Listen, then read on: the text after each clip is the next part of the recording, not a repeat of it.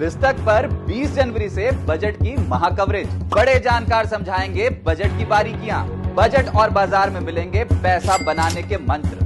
Budget talk में करेंगे दिग्गज अर्थशास्त्रियों से बात। पुस्तक पर बजट के हर पहलू पर होगी चर्चा। आपके हर सवाल का मिलेगा जवाब। देखिए, सुनिए और जानिए बजट को आसान तरीके से सिर्फ पुस्तक पर।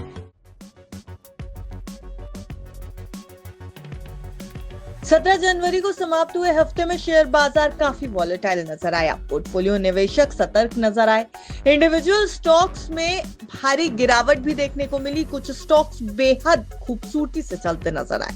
एफआईआईज की भारी बिकवाली भी देखने को मिली। घरेलू संस्थागत निवेशकों ने निवेश करके बाजार को थोड़ा सहारा भी दिया। तो उतार चढ़ाव के बीच बीता पिछला हफ्ता। वहीं दूसरी तरफ रिजल्ट सीजन के दौरान और केंद्रीय बजट से पहले, इसके साथ ही साथ डोनाल्ड ट्रंप की प्रेसिडेंसी से भी पहले बाजार काफी नर्वस नजर आया। अब निवेशकों के मन में एक सवाल फिर घूम रहा है कि अगले हफ्ते यानी 20 जनवरी को जब बाजार खुलेगा तो उसकी स्थिति क्या होगी। 20 जनवरी बेहद अहम दिन है शेयर बाजार के लिए, क्योंकि यूएस प्रेसिडेंट के तौर पर डोनाल्ड ट्रंप एक बार फिर से शपथ लेंगे। अब ट्रंप 2.0 भारतीय शेयर बाजार के लिए नफा लाएगा या नुकसान, ये देखने वाली बात होगी। बाजार के मूड माहौल को समझने के लिए चलिए एक नजर डाल लेते हैं पिछले हफ्ते के कुछ इंडिसेस पर, और उसके बाद बात करेंगे कि शेयर मार्केट में आने वाले हफ्ते में क्या कुछ एक्शन देखने को मिल सकता है। अगर एक बार आंकड़ों पर नजर डालें तो बीते हफ्ते निफ्टी 23,203 के लेवल पर क्लोजिंग देकर गया है। ये 0.97 की गिरावट के साथ ये इंडेक्स बंद होता दिखाई दिया। निफ्टी बैंक की बात करें तो 48,540 के लेवल पर इस इंडेक्स ने दी है क्लोजिंग। 0.40% की गिरावट के साथ इंडेक्स ने कारोबार बंद किया। वहीं निफ्टी मिड कैप सिलेक्ट में भी 0.27% की गिरावट दिखी। 12,249 के लेवल पर Nifty mid cap select closing देकर गया।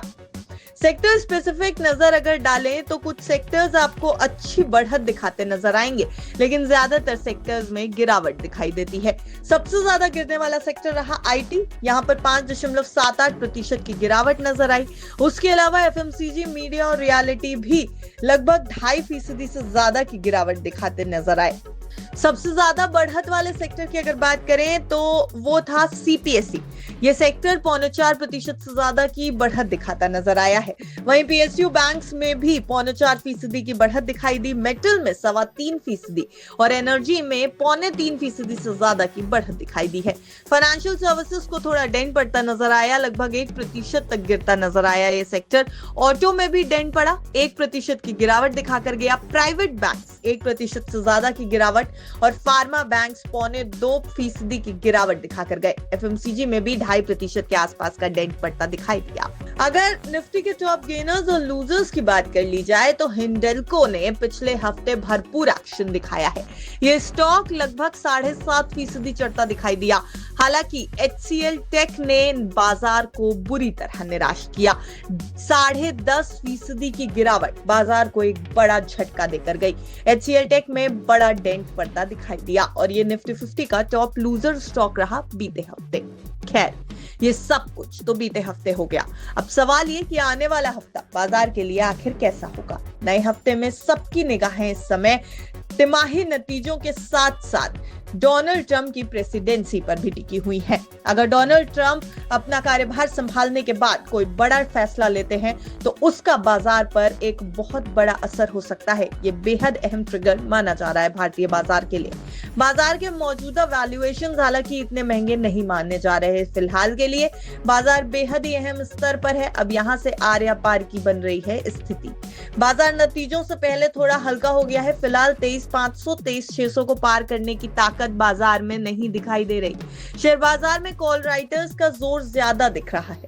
नए साल में हफ्ते दर हफ्ते नए आईपीओ भी आते जा रहे हैं, जिनका बाजार के ऊपर असर देखने को मिल रहा है। पिछले हफ्ते शेयर बाजार में 7 आईपीओ आए थे। वहीं अगले हफ्ते 3 आईपीओ शेयर बाजार में आने को फिलहाल तैयार हैं, जिनमें एक आईपीओ मेन बोर्ड सेगमेंट का होगा, जबकि 2 आईपीओ एसएमई सेगमेंट के होंगे। इसके अलावा अगले हफ्ते 8 कंपनियां भी शेयर बाजार में डेब्यू करने जा रही हैं। इसका मतलब है कि दलाल स्ट्रीट पर भरपूर एक्शन देखने को मिलेगा। लेकिन सबसे ज्यादा बड़े ट्रिगर्स, जिसमें से पहला है डोनाल्ड ट्रंप की प्रेसिडेंसी और दूसरे हैं तिमाही नतीजे। अगले हफ्ते भी कुछ प्रमुख कंपनियां अपने तिमाही नतीजे जारी करने वाली हैं। 20 जनवरी को Zomato, IRFC, Paytm, Dixon Tech, Supreme IND, APL Apollo जैसी कंपनियां अपने नतीजे जारी करेंगी। L&T फाइनेंस, MCX और ICICI सिक्योरिटीज भी 20 जनवरी को अपने नतीजे जारी करने वाली हैं। उसके अलावा अगर बात की जाए 21 जनवरी की, तो ICICI prudential, UCO bank, PNB housing, India cements, ये सभी कंपनियां 21 जनवरी को अपने तिमाही नतीजे जारी करने वाली हैं। HDFC bank, Hindustan Unilever, Pidilite, BPCL, Polycab, Persistence, Zensar Tech, Tips Music, Heritage Food, ये सभी प्रमुख कंपनियां 22 जनवरी को अपने Q3 के रिजल्ट्स जारी करेंगी। इसके अलावा 23 जनवरी की अगर बात करें तो अल्ट्राटेक सीमेंट जैसी कंपनी 23 जनवरी को अपना रिजल्ट जारी करने वाली है। इसके अलावा KFintech, Cyient, Tejas Networks, Tata Teleservices, HPCL, Nippon Life, ये सब 23 जनवरी को अपने तिमाही नतीजे जारी करेंगे। 24 जनवरी की बात करें तो bank of India, AU small finance bank, Jindal Saw, Trident Granules India, एल्काई Amines, Orient Cement, DCB bank, RPG Life, ये सब 24 जनवरी को अपने तिमाही नतीजे जारी करेंगे। 25 जनवरी को ICICI bank, yes bank, IDFC first bank, JK cement, Gujarat Ambuja cement, SBFC finance, TCI, ये सब अपने तिमाही नतीजे 25 जनवरी को जारी करने वाले हैं। यानी अगला हफ्ता भरपूर एक्शन देखने को मिल सकता है। कई बड़ी कंपनियां हैं जिनके तिमाही नतीजों का बाजार पर पूरा असर देखने को मिलेगा। इन तिमाही नतीजों के अलावा कुछ बड़े इवेंट्स हैं जिनका बाजार पर बेहद असर पड़ सकता है। ये बहुत बड़े ट्रिगर्स माने जा रहे हैं। पहला, 20 जनवरी को सबसे बड़ा ट्रिगर, ट्रंप दूसरी बार राष्ट्रपति पद की शपथ लेंगे। 20 जनवरी को अमेरिकी बाजार हालांकि बंद रहेंगे। जिस दिन राष्ट्रपति ट्रंप अपना कार्यभार संभालेंगे, अमेरिकी बाजार में कामकाज नहीं होगा। 23 जनवरी को अमेरिका के बेरोजगारी के आंकड़े आने हैं, जो एक बहुत बड़ा ट्रिगर है ग्लोबल मार्केट्स के लिए भी और इंडियन शेयर बाजार के लिए भी। 23 जनवरी को ही अमेरिका के तेल इंपोर्ट और प्रोडक्शन का आंकड़ा भी आना है। जिसके बाद 24 जनवरी को फेड की बैलेंस शीट और रिजर्व बैलेंस का आंकड़ा आना है। 24 जनवरी को ही भारत का फॉरेक्स रिजर्व का आंकड़ा भी आने वाला है और 24 जनवरी को ही यूएस की S&P ग्लोबल मैन्युफैक्चरिंग PMI के भी आंकड़े आने वाले हैं।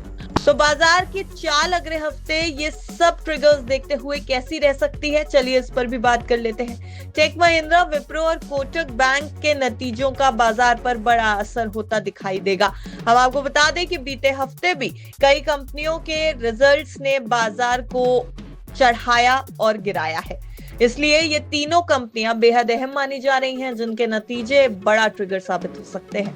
बीते हफ्ते निफ्टी जहां खुला उसी के आसपास बंद हुआ है। फिलहाल 23,500, 23,600 को पार करने की ताकत निफ्टी में नजर नहीं आ रही है।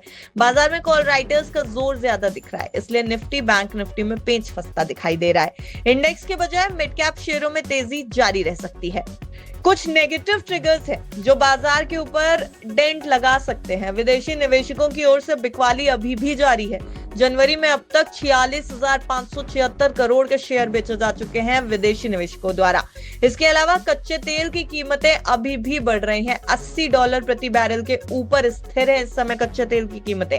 डॉलर के मुकाबले रुपए में कमजोरी जारी है। $1 का भाव ₹86.58 के आसपास पहुंच चुका है और ये बाजार के लिए एक नेगेटिव इंडिकेटर, नेगेटिव ट्रिगर का काम कर रहा है। फिलहाल अगर बाजार के लिए कुछ इंपॉर्टेंट लेवल्स देखे जाएं तो निफ्टी के लिए इस समय सपोर्ट लेवल बन रहे हैं 23,100 और 23,050 के। वहीं रेजिस्टेंस लेवल की अगर बात की जाए निफ्टी 50 के लिए तो 23,290, 23,350, 23,460 ये रेजिस्टेंस लेवल है। बैंक निफ्टी के सपोर्ट लेवल की अगर बात करें तो 48,300, 48,200 यहां पर सपोर्ट के लेवल्स बनते दिख रहे हैं, लेकिन रेजिस्टेंस लेवल दिख रहे हैं इस समय 48,800, 49,050 पर। पिछले कुछ समय में निफ्टी ने कई तरह का रुख दिखाया है। रिटेल निवेशक नर्वस दिख रहे हैं। अभी भी बाजार में उतार चढ़ाव की संभावना दिख रही है, वॉलेटिलिटी काफी ज्यादा है। एक्सपर्ट्स की निवेशकों को सलाह है कि वेट एंड वॉच मोड की स्ट्रैटेजी अभी भी बरकरार रखें। लॉन्ग टर्म के लिहाज से अक्यूमुलेशन के लिए बेहतर समय, हालांकि ट्रेडर्स को सतर्क रहने की जरूरत है। थोड़ा थोड़ा निवेश करें, कॉशियस रुख अपनाएं।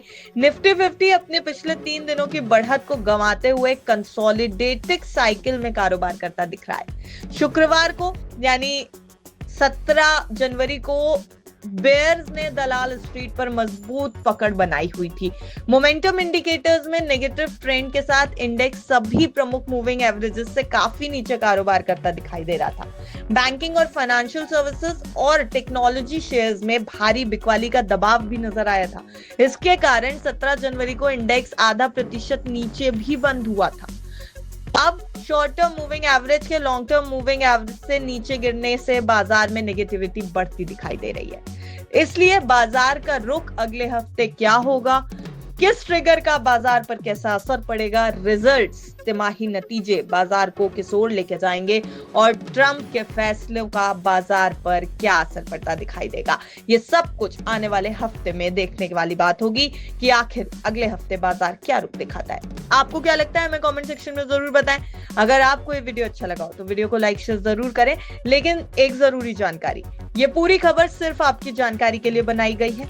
बाजार में कहीं भी निवेश करने से पहले अपने फाइनेंशियल एडवाइजर की राय जरूर ले लें। ब्यूरो रिपोर्ट, बिस्तर।